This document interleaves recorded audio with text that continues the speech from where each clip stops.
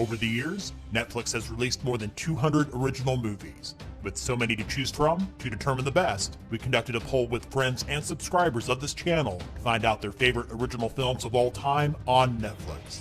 The results were interesting. Some of the movies that were hated by film critics ended up making this list, and vice versa.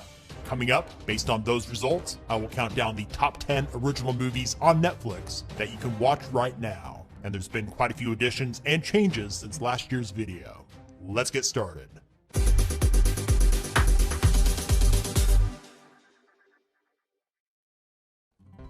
Starting off our countdown at number 10 is The Highwaymen. Released in 2019, this crime drama features Kevin Costner as Frank Hamer and Woody Harrelson as Manny Galt, who are former Texas Rangers that come out of retirement to track down and capture notorious criminals Bonnie and Clyde. Instead of focusing on the criminals, this movie provides the perspective of law enforcement as they go after the infamous duo. The Highwaymen is propelled by solid performances from both Costner and Harrelson that will keep you entertained through the film's action-packed conclusion. And at number 9 is the science fiction thriller I Am Mother. Released in 2019, the story is about a teenage girl raised by a robot known as Mother, designed to repopulate Earth after the extinction of mankind. The pair's unique bond is tested when a stranger arrives with news about the outside world and her mother's intentions. The cast includes Hilary Swank, Clara Rugaard, and Rose Byrne as the voice of Mother. I Am Mother is perhaps one of the most ambitious films ever to be released on Netflix, and is a welcome addition to the sci-fi genre. Coming in at number 8 is Private Life, starring Paul Giamatti and Kathryn Hahn. Released in 2018, this comedy drama follows a middle-aged couple struggling with infertility who are desperate to have a child by any means necessary. It is a hard-hitting drama with very funny moments mixed in. And of course, with underrated actors such as Giamatti and Hahn as part of the cast, the acting is fantastic. In the number 7 spot is the action-adventure film Okja. Released in 2017, it's about a young girl living in the mountains of South Korea who is the caretaker and companion to a large creature known as a super pig. When a major corporation kidnaps and takes Okja to New York in the United States, the young girl sets out on a mission to rescue the oversized creature. If you can get past the over-the-top performances and overreaching ecology statements, you'll find it's an entertaining film with outstanding directing, set design, and cinematography. The Ballad of Buster Scruggs comes in at number 6. Released in 2018, this Western anthology series consists of 6 individual stories. All are written, directed, and produced by the Coen brothers. Some of their most acclaimed works include Fargo, The Big Lebowski, and Barton Fink. Just like those films, The Ballad of Buster Scruggs has plenty of dark humor. It features an impressive cast, which includes Tim Blake Nelson, James Franco, Brendan Gleeson, and Liam Neeson.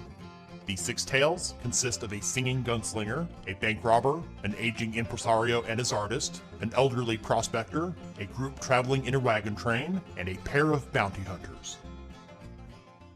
Coming in at number 5 is the comedy drama The Fundamentals of Caring. Released in 2016, it stars Paul Rudd and Craig Roberts. Rudd plays a retired writer who becomes a caregiver to a sharp-witted, disabled teenager played by Roberts. They both embark on a cross-country trip to meet the boy's father and visit famous roadside attractions. Honestly, this is the type of movie I usually cringe at, but the chemistry between the 2 leads, the actually funny dark humor, and convincing performances make this a heartwarming film worth watching. Bright, in the number 4 spot, to many people, will probably be the most surprising and controversial ranking in this video. More on that later. Released in 2017, this fantasy crime drama stars Will Smith and Joel Edgerton.